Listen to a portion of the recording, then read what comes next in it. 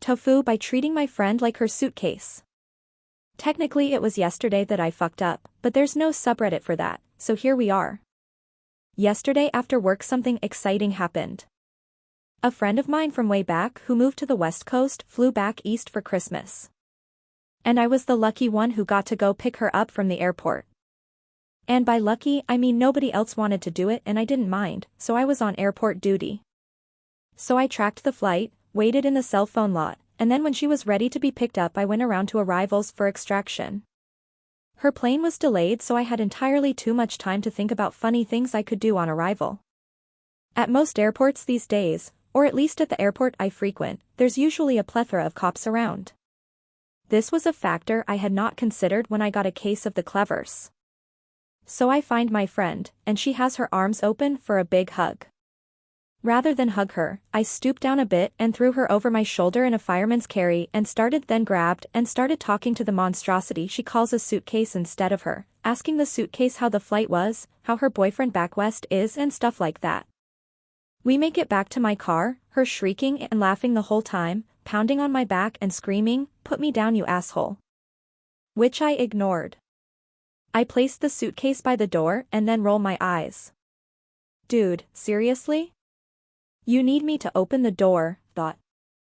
So I open the passenger door and heave the suitcase in the passenger seat and then circle round the back with my shrieking and wiggling friend and pop the trunk open.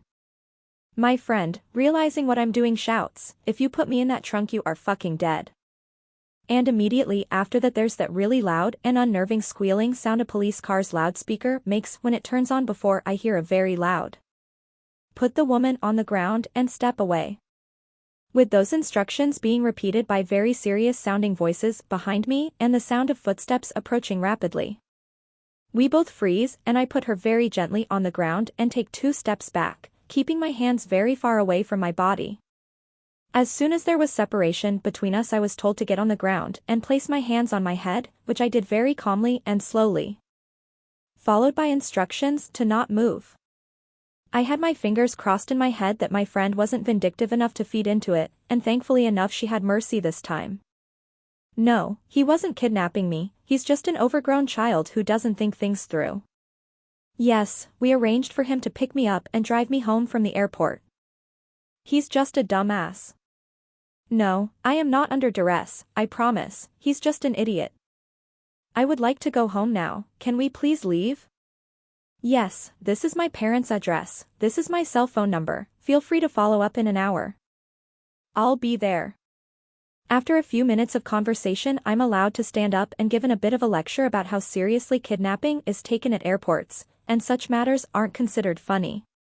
Which I soberly agreed with, swearing up and down that I hadn't even considered the kidnapping perspective and thought it would just be funny.